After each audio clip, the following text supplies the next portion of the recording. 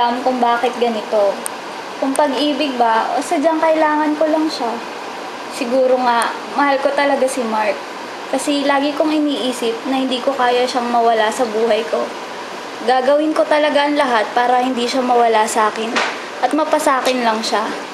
Minsan nga, gusto ko lang lagi siyang andyan. Alam mo yung parang lagi lang akong ginagabayan sa lahat ng ginagawa ko. Basta yun, buhay ko si Mark at walang makakaagaw sa kanya sa akin. Based sa aming mga observation, ang girlfriend mo ay may dependent personality disorder. Kaya gano'n na lang ang pinapakita niya sa inyo. Dok, ano po yung dependent personality disorder? Dependent personality disorder is characterized by an excessive need to be taken care or depend upon others. In other words, ito yung mga tao na hindi kayang mabuhay nang wala yung tao sa tingin nila makakapagbigay sa kanila ng mga kailangan nila. Kaya gagawin nila lahat ng paraan para lang hindi mawala sa kanila yung tao na yon. At sa inyong sitwasyon, ikaw ang depende ni Claire. Kaya gano'n ang mga behavior niya pagdating sa'yo. Pero Dok, paano naman naging ako? 1 year pa lang naman kami. Hindi pa kami ganun katagal. Bakit ganun agad ang turing niya sa akin? Nang dinala mo siya sa akin, and after we finish our talk in the therapy session, she experienced separation anxiety disorder. And when her parents died in a car accident, and to reduce the separation anxiety disorder, she need to replace the broken close relationship she has built with her parents, and she transferred the dependency to you. Bakit ako? Marami namang iba dyan.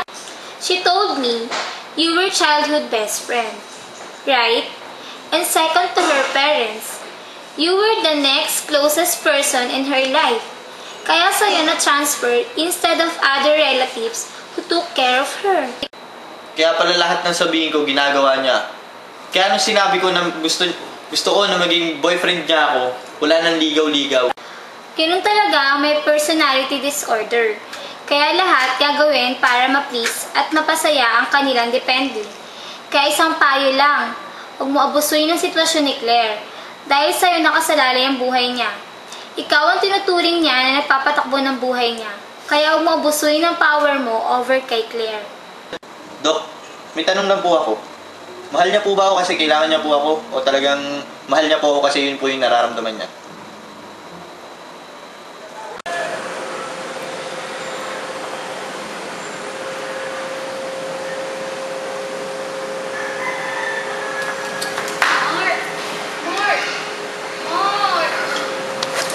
Ano ba, Claire? Nakita mo na nagulog yung tao eh.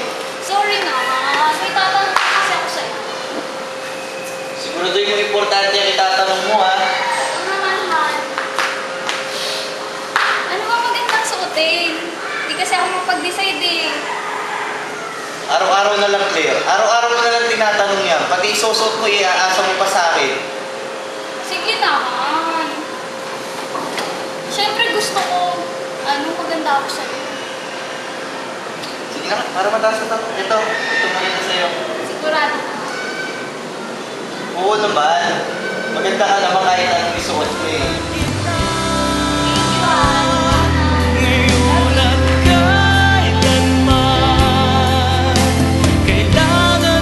Si Mark ang buhay ko at walang makakapagbago nun sa akin.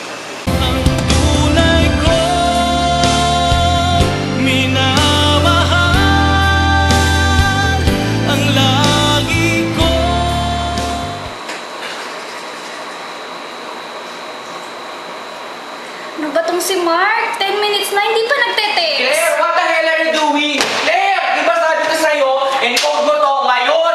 Bakit na hindi mo pa rin magawa? Ayan, encode mo, ngayon na! Sorry sir, hindi ko po talaga nagawa kasi yung boyfriend ko umalis. Tapos, ayun, hindi ko po nagawa yung pinapa-encode nyo. Yung report, this past few days po kasi ang busy-busy niya.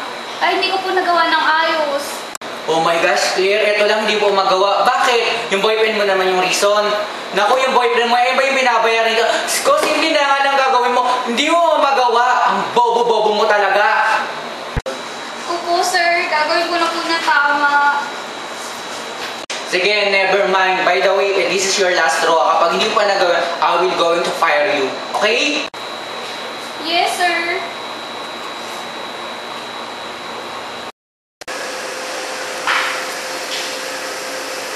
Claire? Claire, nandito na ako. Claire, anong nangyari? Ba't ka umiiyak? Paano yung boss ko kanina? Pinagalitan ako. Tapos sabi, bobo-bobo ko daw. Bakit naging mali? Eh kasi, di mo ko tinulungan eh. Puro na yung trabaho mo. Saka yung kaibigan mo yung naasikaso mo. Bali wala na ako sa'yo eh. Han naman, alam mo namang malapit na yung promotion. Siyempre, kailangan ko magpasikat sa opisina. Kaya pagpasensya mo lang kung medyo nawawalan ako ng oras sa'yo. Di mo na nga ako mahal eh. Ha? Ano ba sasabihin mo dyan? Alam mo, mahal kita, di ba? Eh paano yun? Pag na-promote ka na, o di wala ka ng time sa akin. Hindi mangyayari yan. Alam mo namang mahal na mahal kita. Aalagaan kita.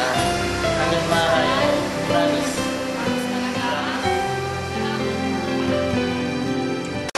O, sige na, Han. Oo, alam ko namang masarap yan luto mo eh. Basta mamaya uwi na ako dyan. Sige, mag-ingat ka dyan ha. Okay, sige. Parang kakatawag na ng girlfriend mo kanina. Every 5 minutes ata tumatawag sa'yo yun. Oo, ikaw naman. Nagtatanong lang kung masarap ba yung luto niya. Mukhang hindi siya mapakali kasi kanina nyo pa pinag-uusapan yan. Naku, tol, walang pakialam kung ganyan kami mag-usap. Sige, sabi mo eh.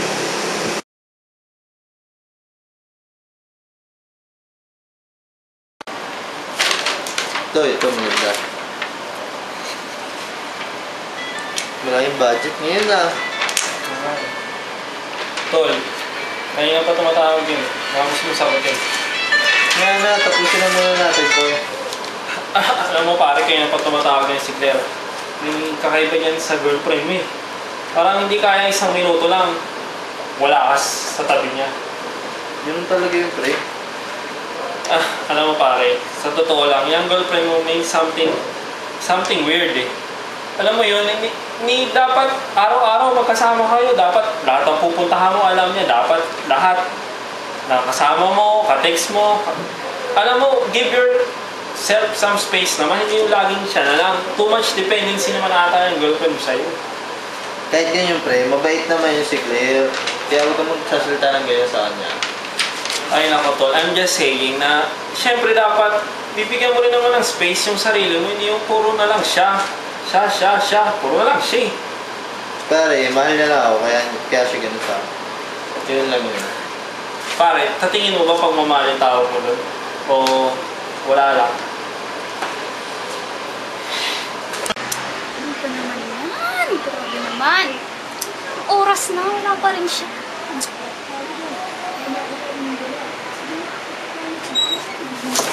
Claire, nandito na ako.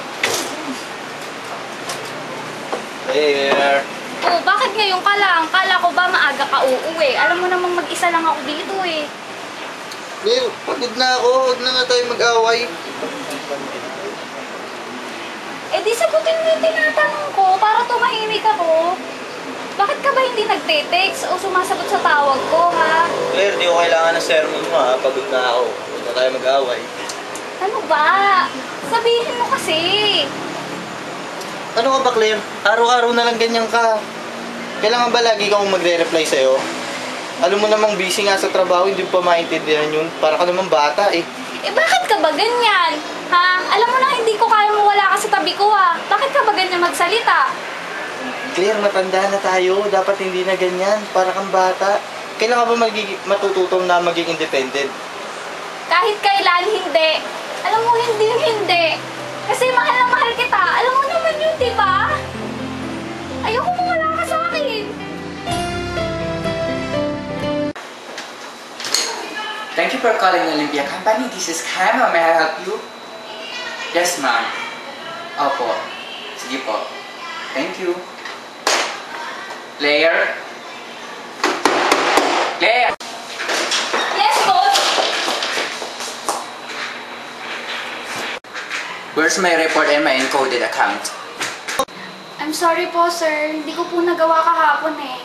Pwede pong tomorrow na lang. Tomorrow, another time.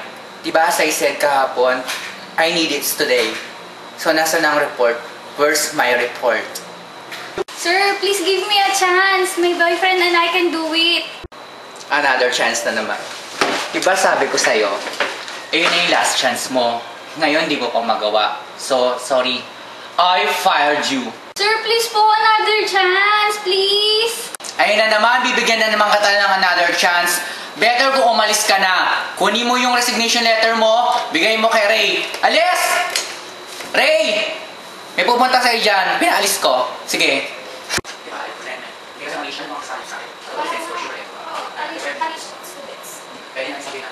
Pa, hindi ko alam kung ano naman talaga nangyari sa akin. Simula nung nawala kayo sa buhay ko. Miss na miss ko na po kayo kung alam niyo lang. Alam niyo po, simula nung nawala kayo, si Mark na lang po ang nag-aalaga sa akin at nagmamahal.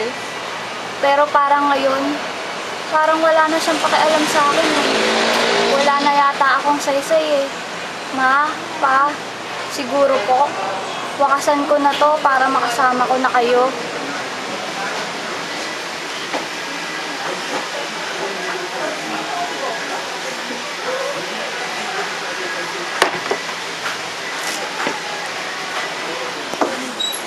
Claire! Claire, ano yung ginagawa mo? Mark! Tigil mo yan. Ayoko! Claire, please, tigil mo yan.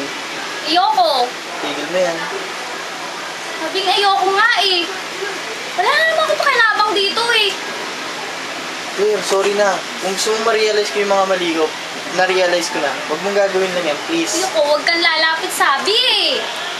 Claire, bigyan mo sa akin yan. Huwag kang lalapit, ano ba?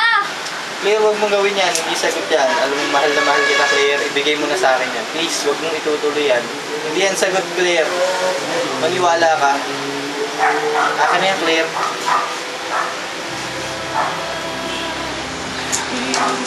Claire, ano ka ba? Ba't ginawa yun na? Alam mo namang mahal na mahal kita eh. Hindi. Claire, mahal na mahal kita.